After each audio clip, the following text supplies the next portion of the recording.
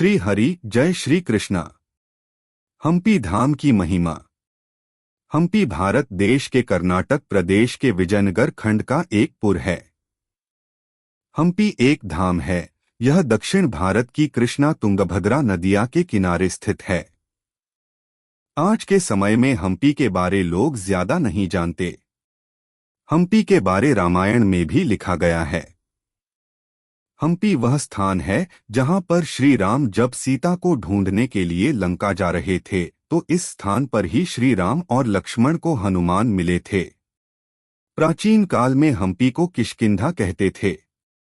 हनुमान भगवान द्वारा वानरों को और साथियों को बताया गया कि श्री राम इस स्थान पर स्वयं पहुंचे हैं, तो सब साथी गण यहां इकट्ठे हुए थे और तब से इस स्थान पर मंदिर और धाम बनाया गया था। उस समय यहाँ ऋषि और वानर ही रहते थे। तब श्री राम के आने पर हम्पी में श्री राम का मंदिर बनाया गया।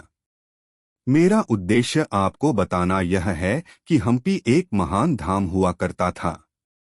हम्पी में जहाँ श्री राम और हनुमान भगवान मिले थे वहाँ मंदिर बनाया गया और उस मंदिर प्राचीन काल में उसे प्राण देवता मंदिर कहते थे।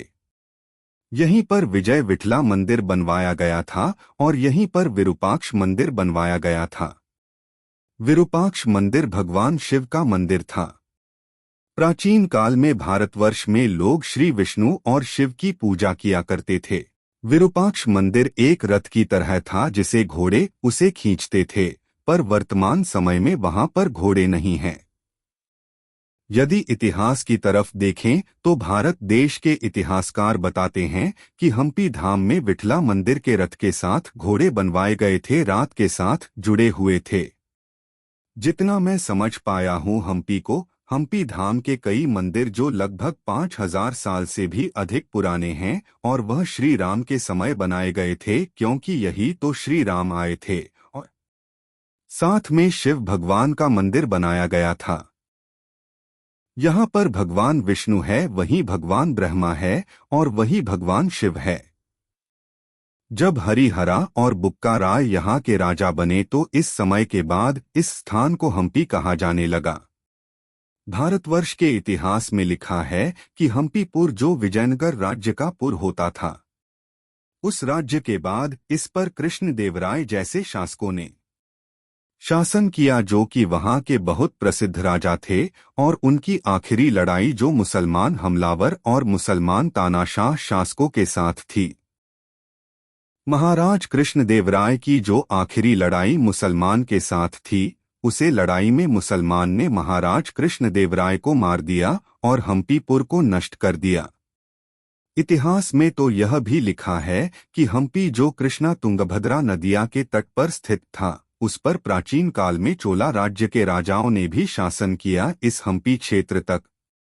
कुछ इतिहासकार यह भी बताते हैं कि हम्पी के क्षेत्र पर बदामी चोलाकिया के राजाओं का भी राज हुआ करता था। इस तरह त्रेता युग में श्री राम भगवान के समय हम्पी को धाम कहते थे और इसे ही उसे समय आदिकाल से किष्किंधा स्थल या किष्किंधा राज्य कहते थे। द्वापर युग में हम्पी कृष्ण भगवान के समय से जुड़ा हुआ था और बाद में इस पर कई सनातन धर्म को मानने वाले राजाओं ने राज किया। प्राचीन काल में मध्य भारत काल में हम्पी धाम में श्री राम की, शिव भगवान की, हनुमान भगवान की इस क्षेत्र में पूजा हुआ करती थी। आज भी विरूपाक्ष मंदिर में लोग अपना जप तप करते हैं इस मंदिर में। इस तरह हम्पीपुर प्राचीन भारत काल की सभ्यता का एक विशाल क्षेत्र हुआ करता था। इसलिए हमें भारत देश के धर्म का ज्ञान बचा के रखना चाहिए और हमें बचाना होगा, और जो हमारे मंदिर मध्यकाल में तोड़ दिए गए थे उन्हें दोबारा बनाना होगा। जब भारतवासी एक हो जाएंगे तो उनके लिए कोई बड़ा काम करना एक आम बात होगी। आज के समय में लोग हम्पीपुर में घूमने के लिए आते जाते हैं। तो यह थी हम्पी धाम की महिमा और इसका प्राचीन इतिहास जो मैंने आप लोगों को बताया। यदि आपके पास कोई और प्राचीन काल की या मध्यकाल की बात है, यदि आप कुछ बताना चाहते हैं तो हमें जरूर बताइए। श्री हरि जय श्री कृष्णा।